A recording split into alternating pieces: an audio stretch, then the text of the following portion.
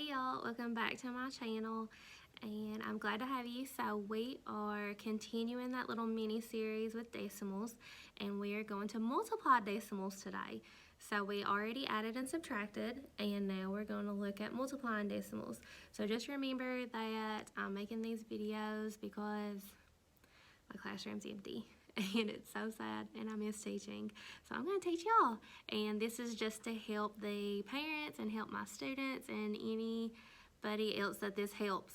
So this is really geared towards 6th grade content, but if there's anything else that you would like to see, like a little mini lesson on or just a review, whether it is math, and I can teach 5 through 9 math, I can teach 5 through 9 science. So if there's science content that you would like to review on or like to see, just let me know in the comments below. I also have access to a language arts teacher and a social studies teacher and even an art teacher if you want to see a little art lesson just for enjoyment at home while you're being while you're self-distancing, or social distancing. So I hope this helps you all. Don't forget, if you just let me know in the comments below if there is something else that you would like to see or have a review on.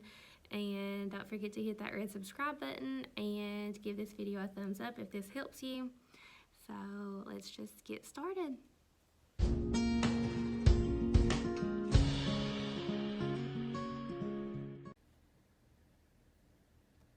Okay, so I don't have the work mat for this one as well, just because I don't have the manipulatives for decimals. So that might be one thing that I'm going to look into for next year when I have students in my room. Hopefully they'll be in here by the end of the year, but who knows. So y'all stay self-quarantined and practice that social distancing so that we can see our students again. But we are multiplying decimals. This is my Instagram if you ever want to message me or have any questions. And here's my YouTube if you would like to follow. And I do also make some life videos too, just to put a smile on your face with my little 2-year-old daughter, Lacey. So, alright, so here are our notes when multiplying decimals.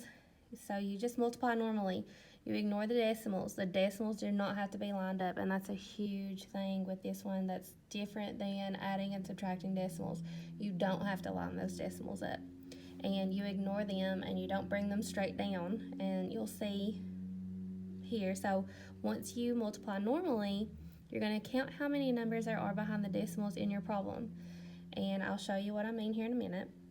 And then you're going to move the decimals in your product to the left the number of times in step 2. So this is going to go back to those bunny hops that we looked at when we were converting fractions, decimals, and percents. So I know that there's a better word for that, but I just say bunny hops because it's funny and the kids like it.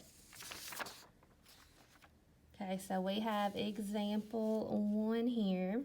And this is horizontally, so I'm going to write it vertically. Remember, we do not have to line those decimals up this time. And going back to that question that my students had about adding and subtracting decimals, doesn't matter which one goes on top, which one goes on bottom. Remember, the commutative property of multiplication says it does not matter. So we might see an example later where the smaller, like the less digit number is in the front and they like to put it on the bottom. So, and I understand, that's okay. In this case, we could add a 0 if we wanted to, but that would just mean more numbers that we have to multiply. So now we're going to multiply normally. So remember, we multiply by the number all the way to the right, and that's our 10th place right now. So we're going to multiply all of these numbers by 8 first. We don't go straight down with addition. That's a common misconception with my students when we start multiplying. They want to go straight down, and I'm like, no. So let's multiply everything by 8 first. So 9 times 8, or 8 times 9 is 72. So I put my 2 down and I carry my 7. And then 8 times 9 is 72, plus 7 is 79. 8 times 1 is 8, plus 7 is 15. Now, I multiplied everything up here, and notice I ignored those decimals. I didn't say anything about those decimals when I was multiplying. And I always like to mark out what I have already used. So now that I've multiplied by the 10th place, and I've already multiplied by the first digit, I'm going to have to put a placeholder down here. And I always draw a line between through my placeholder in case if I mess up on this line, I know that I can keep that there because it's just a placeholder. It's not, I didn't multiply something to get that 0. So I'm putting a placeholder there. Now I'm going to multiply everything by the 3. So 3 times 9 is 27. 3 times 9 is 27, plus 9 is 29. And 3 times 1 is 3, plus 2 is 5. So now, remember when you're doing long multiplication, you multiply by all of the numbers first, and then add all of your products. So 2 plus 0 is 2, 9 plus 7 is 16, 1 plus 5 plus 9 is 15, and 5 plus 1 plus 1 is 7. So now here is where the decimals come into play. This is the new thing when my students are starting to multiply this. We're going to look at this number. We'll look at the first number. How many numbers are behind the decimal here? And so for the first number, there's 2 places. And then on our second number, how many numbers are behind the decimal, so to the right of the decimal? And there's 1. So that means in our product, we're going to have to move our decimal 3 places. So remember to always start at the main right because we don't have a decimal yet. So we always start here, and we're going to bunny hop 3 times, 3 places. So 1, 2, 3. And when I say places, it's really 3 digits. So my decimal ends up here, and this is a little messy, so I always tell my students, rewrite your product. So my answer is 7 562 thousandths.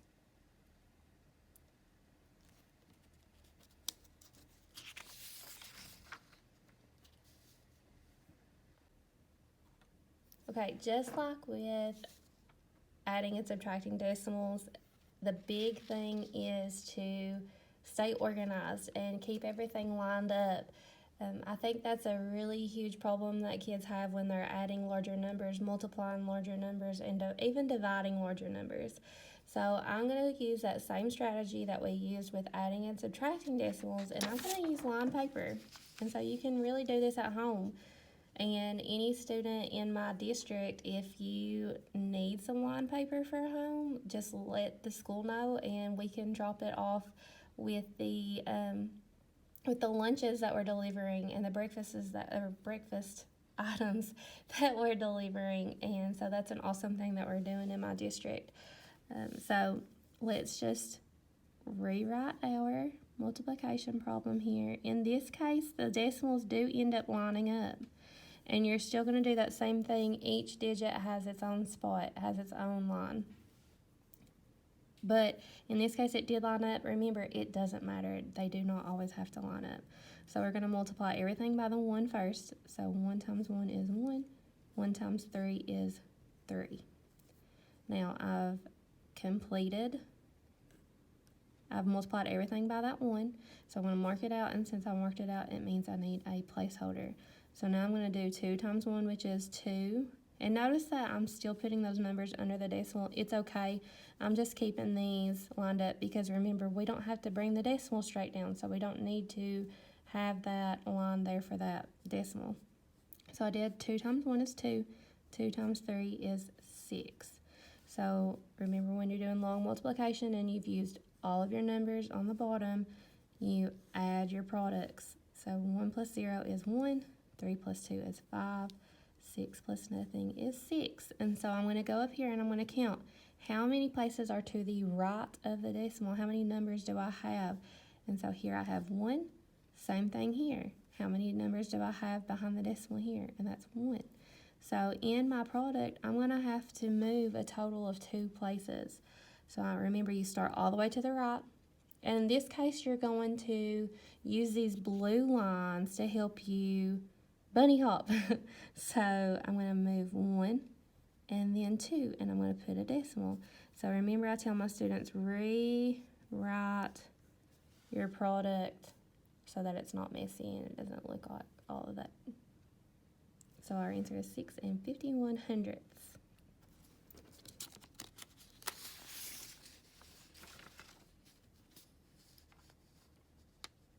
Okay, so now I'm going to use this line paper again.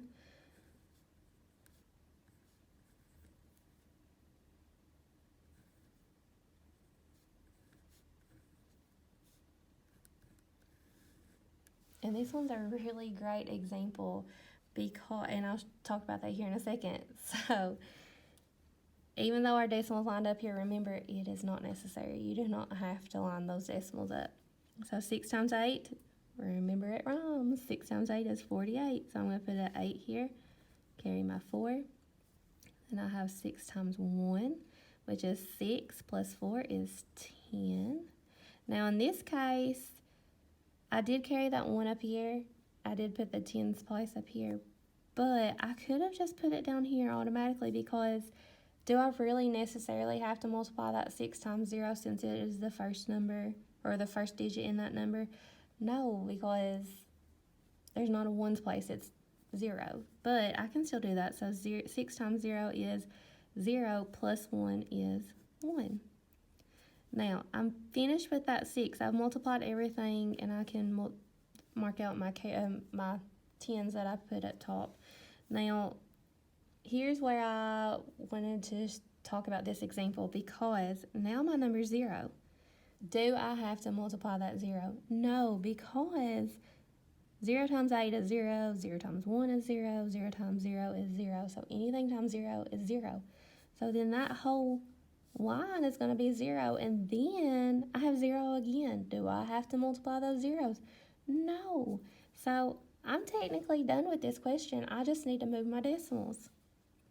How many numbers are behind the decimal here? 2. How many are behind the decimal here?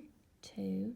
So then I need to move my decimal a total of 4 places, and this is working out to be another great example, because if I start all the way at the right, and I have to move 4 places. So 1, 2, 3, 4. Look what happened. We have an empty spot here. So that means I have to add a 0. For me to be able to move my decimal 4 places, I have to add that 0 here. So my product is 108 10,000ths.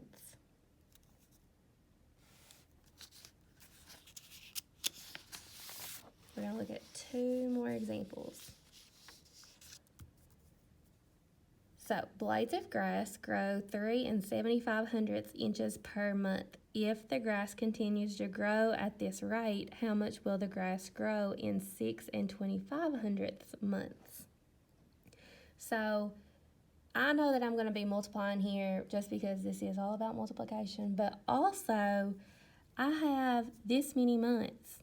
So I could really say here, 1, 2, 3, 4, 5, 6, and then a little 25/100.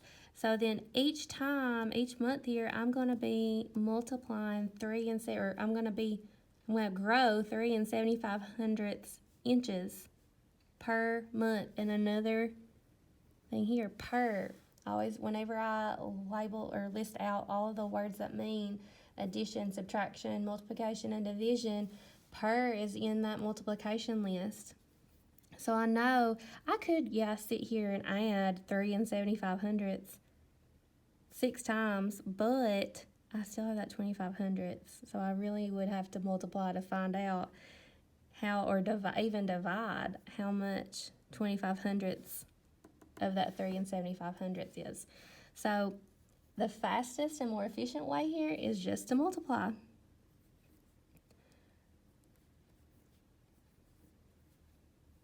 And in this case, my decimals do line up again, and that's okay. But now I have 3 digits that I'm going to have to multiply. So let's start with our 5. Remember, you start all the way to the right. 5 times 5, 25.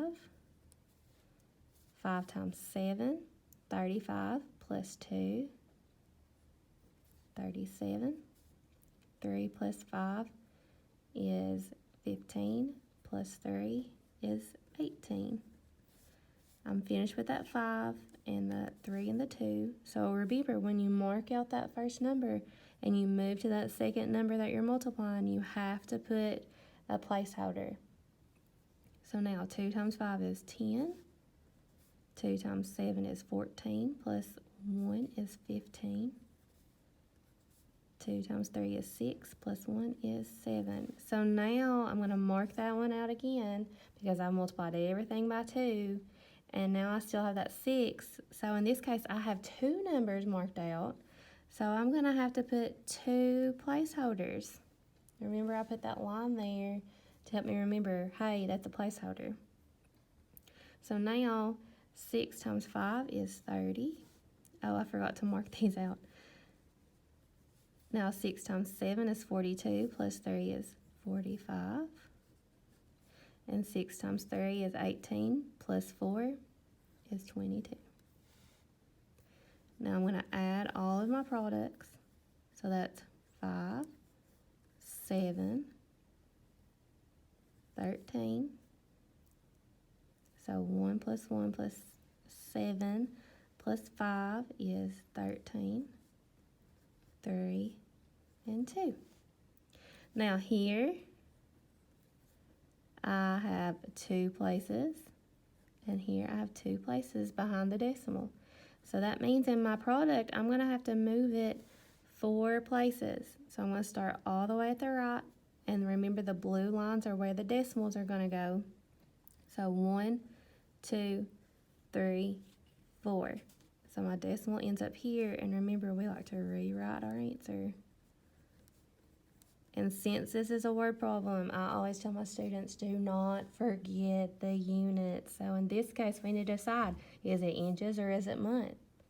So we want to know, if the grass continues to grow at this rate, how much will the grass grow? So we're not wanting to know the months. We're wanting to know how many inches it will grow. So our units are inches. Let's look at one last example. I'm going to go to the back for this one.